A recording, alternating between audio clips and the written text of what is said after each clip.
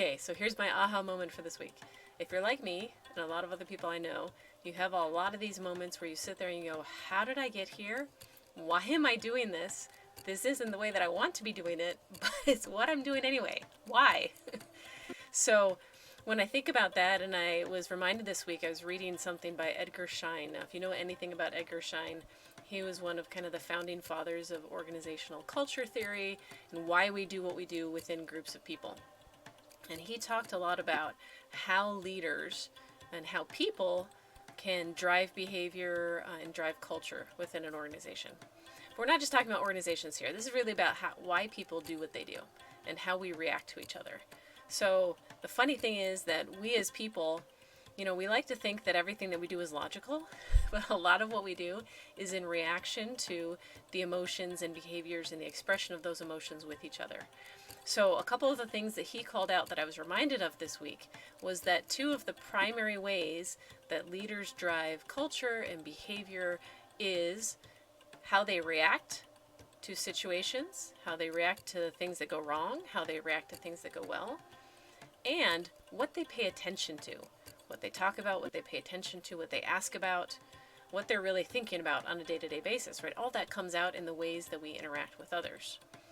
So those things send all kinds of messages about what we really want and what's really important to us, and also how we're going to treat other people based on what's going on, right? So if I communicate that something's really important to me, and what I do when something happens that's bad is I get all upset and I just kind of externalize all that emotion, then people around me are going to avoid any kind of bad news in those things that are really important to me.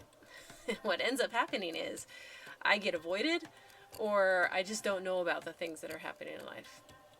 I was reminded about that this week as I was thinking about, how can I make sure that I really understand and am part of what's going on in the lives of the people around me.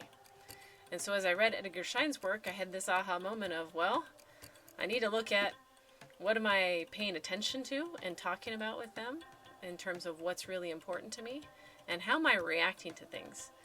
Because if what I'm paying attention to, what's important to me, is none of the things that are going on in their lives, then we're not likely to have a relationship where we're talking about what's going on. And if the way that I react is always trying to control or having negative emotions and negative reactions and anger, frustration, and shame, blame, any of those controlling emotions around things that are not the way that I want them to be, I'm also very much less likely to be able to have those kind of relationships in my life. So for me, the takeaway from this is I need to look at what am I paying attention to and talking about. And sometimes there is something that's important to me, but I actually am not paying intentional time looking at that and understanding what's going on with it, right? So some of my kids have interests that are different than mine, and I have to be very intentional about spending time and understanding what they're interested in and why and what's going on with them.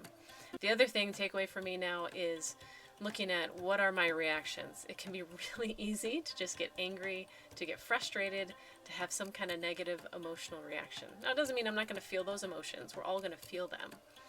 But am I placing the responsibility for those emotions on the people around me to where they feel like I'm just going to blow up?